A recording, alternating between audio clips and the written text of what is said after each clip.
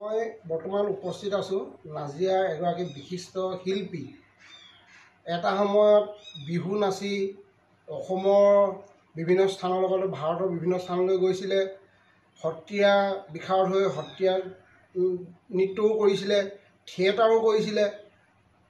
বৰ্তমান তাই সংগীতৰ ওপৰত চৰ্চা কৰি আছে বা শিকায়ো আছে। তেনেকুৱাগৰাকী ব্যক্তি নাজিৰাৰ বৰক্ষান লেখা ফুকন বাইদেউ। আজি তেখেতৰ ঘৰত উপস্থিত আছোঁ। তেখেতৰ পৰা আমি জানিবলৈ বিচাৰিম কেনেদৰে কি পৰিস্থিতিত তেনেকৈ নৃত্য শিক্ষা লৈ চৰ্চা কৰি আছে বা আজি বিভিন্ন ছাত্ৰ। লেখা ফুকন বাইদেউ, আপুনি আজি 64 বছৰ বয়সতো নৃত্য কৰি আছে, বিভিন্ন ছাত্ৰ ছাত্ৰীক শিকাই আছে। আপুনি এই নৃত্য শিক্ষা কেনেকৈ ক'ত গ্ৰহণ কৰিছিলে, কেনেকুৱা সময়ত গ্ৰহণ কৰিছিলে, আমাক অকণমান ক'ব। মই নাজিৰা খগেশ্বৰী সংগীত বিদ্যালয়ৰ পৰা সত্ৰীয়াত মই বিশাৰদ ডিগ্ৰী লৈছোঁ। মোৰ গুৰু আছিলে যোগেন তামুলী আৰু মোৰ কলেজৰ প্ৰিন্সিপাল আছিলে ধুনী শইকীয়া আৰু মই যতীন গোস্বামী ছাৰৰ ওচৰতো মই কিছুদিন সত্ৰীয়া শিকিছিলোঁ। কিমান চনত শিকিছিলে সেইটো? মই 75ৰ পৰা মই 6 বছৰ মই খগেশ্বৰী মহাবিদ্যালয়ত শিকিছিলোঁ। তাৰপিছত মই মাজতে থিয়েটাৰলৈ গুচি গ'লোঁ। গুচি যোৱাৰ পাছতে মানে তেতিয়া মই সোমনাথক লগ পাইছিলোঁ আৰু যতীন গোস্বামী ছাৰৰ এজনী ষ্টুডেণ্টক লগ পাইছিলোঁ। তেতিয়া মানে ছাৰে মোক যতীন গোস্বামী ছাৰে মোৰ নামটো শুনি আছিলে, কিন্তু মই ইমান যতীন গোস্বামী ছাৰৰ বিষয়ে তেতিয়া নাজানিছিলোঁ। সঁচা কথা ক'লে ভাস্কৰজ্যোতি থিয়েটাৰ এখন আছিলে বুলি কয়, শুনো আৰু। তাৰপিছত তেখেতে মোক বিচাৰি এবাৰ, তেওঁ ইয়াতে কোনোবা ৰিলেশ্যন আছে, তেওঁ মোক বিচাৰি আহি যতীন গোস্বামী নাজিৰাত মোক লগ কৰিছিলে। আৰু তাৰপিছত যেতিয়া মই ভাবিলোঁ, যেতিয়া যতীন তামুলী ছাৰতকৈ সত্ৰীয়া নৃত্যৰ কিছুমান বস্তু যতীন গোস্বামী ছাৰ বেলেগ আছিলে, গতিকে তেওঁৰ ওচৰতো মই গৈ শিকিছিলোঁ। বালিঘাটত তেওঁ আছিলে আৰু মই তাত গৈ মই যতীন গোস্বামী ছাৰৰ ওচৰত শিকিলোঁ। শিকিও আকৌ যতীন গোস্বামী ছাৰ আকৌ শিৱসাগৰলৈ গুচি গ'ল। আকৌ শিৱসাগৰত গৈ ছাৰৰ পৰা বহুখিনি শিকিলোঁ। বৰ্তমান এতিয়া ছাৰৰ লগত মোৰ ইমান যোগসূত্ৰ নাই, তথাপিতো তেখেতৰো বয়স হৈছে। যিমানখিনি পাৰোঁ তেওঁৰ পৰাও শিকিলোঁ। শিকি মই সত্ৰীয়া নৃত্য কমপ্লিট কৰিলোঁ বুলি ক'ব নোৱাৰে, আজিকালি বহুত কি আছে ডিগ্ৰীটো ল'লোঁ। আপুনি নৃত্য গীতৰ লগতে নাটকো কৰিছিলে, থিয়েটাৰতো সোমাইছিলে। এতিয়া নাটক কেনেকুৱা নাটক কৰিছিলে, ক'ত কৰিছিলে? নাটকৰ কথাটো হ'ল কি, আমাৰ ৰোহিণী ছাৰ তেখেতে এতিয়া মৃত, তেখেতে আমাক নাজিৰা নাট্যমন্দিৰত নাটক কৰিবলৈ লৈ গৈছিলে। মই গৈছিলোঁ, মোৰ বাইদেউ বন্তি ৰাজখোৱা গৈছিলে, মীনাক্ষী চক্ৰৱৰ্তী বুলি কয় এগৰাকী আছিলে, তেওঁ আছিলে। আমাক ৰিক্সা এখন গধূলি দি দিয়া, আমি তিনিজনী যাওঁ, তাত গৈ নাটক কৰোঁগৈ। তাত নাটক কৰিলোঁ কাৰেঙৰ লিগিৰি, মোগলীয়া জাউন, ধানটোতে পতানটো, নবৌৰ বিয়া। তেতিয়াৰ দিনত তাৰমানে আমি ৰমেন শৰ্মা, নয়নাভিৰাম শৰ্মা, আমাৰ শিৱ ঠাকুৰ, মানে প্ৰায় পুৰণি আৰ্টিষ্টখিনিৰ লগত আমি জড়িত আছিলোঁ। আমাক দামেদেও নাটক শিকালে, ৰাসৰ অভিনয় শিকালে। ধৰি লওক বাকীটো তামুলী ছাৰটো আমাৰ আছেই। তেনেকৈ ধৰি লওক বহুতখিনি নাটক কৰিলোঁ। তাৰ উপৰি শিৱ ঠাকুৰ এখন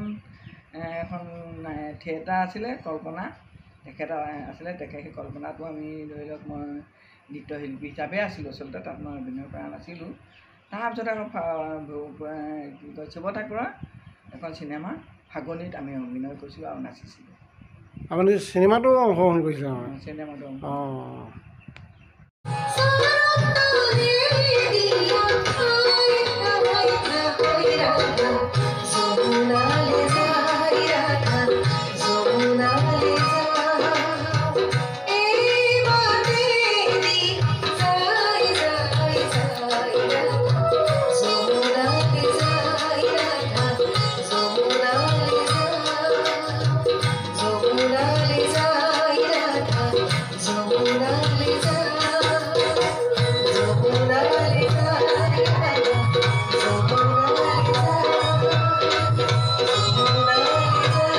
বাইদেউ আপুনি সামাজিক কাম কাজতো জড়িত, কেনেকুৱা কেনেকুৱা কাম কৰি ভাল পায় আপুনি?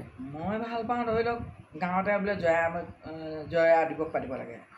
এইবাৰ তেনেকৈ মই প্লেন যোৱাবাৰ আজি 2 বছৰ মানে কৰোণাৰ আগে মই 3খন গাঁৱৰ লগ লাগি কেনেকৈ আমি জয়া দিৱস পাতিব লাগে সেইটো মানে সেই অনুষ্ঠানটো মই আৰম্ভণি কৰিছিলোঁ।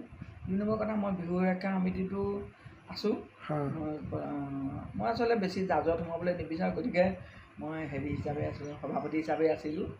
এতিয়া মই শিৱসাগৰ জিলাৰ টাই সাহিত্য সভাৰ সম্পাদক হৈ আছোঁ। আৰু এতিয়া সেইটো কাৰণে তেখেতলোকৰ লগত থাকি মই যিটো মানে পালোঁ আৰু যিখিনি মই বুজি পালোঁ, এইটো এটা ধৰি লওক আমাৰ কাৰণে নতুন, এনেইতো এইটো পুৰণি বস্তুৱে, গতিকে মই এই বিষয়টোত মই ইণ্টাৰেষ্ট দিলোঁ। আৰু মই সেই বিষয়টো ইণ্টাৰেষ্ট দিয়াৰ বাবে মোক যথেষ্ট তেখেতলোকে মানে সহানুভূতি জনাইছে।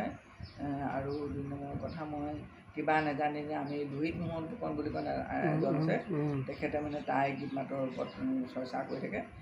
তেখেত তাই মানে শিৱসাগৰ তাই মিউজিয়ামত চাকৰি কৰে।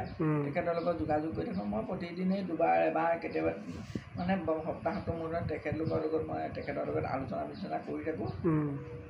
ধৰি লওক বৰ্তমান যিখিনি তাই গীত নৃত্য লাগে, যিমানকেইটা ইম্পৰ্টেণ্ট সেইকেইটা মই অলৰেডি শিকাই শেষ কৰিলোঁ। খালি এতিয়া বিহুটো শিকিবলৈ আছে, বিহুটো এতিয়া শিকাম।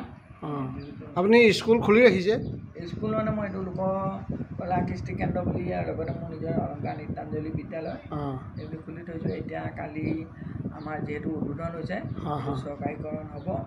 এতিয়া মই আচলতে আগত যিখিনি শিকাইছিলোঁ মই ফ্ৰী শিকাই আছিলোঁ, এতিয়া মই ফিজৰ কথালৈ আহিম। ভাবিছোঁ আৰু তাৰমানে কেনেকৈ আহিলে কি কৰিলে ভাল হ'ব।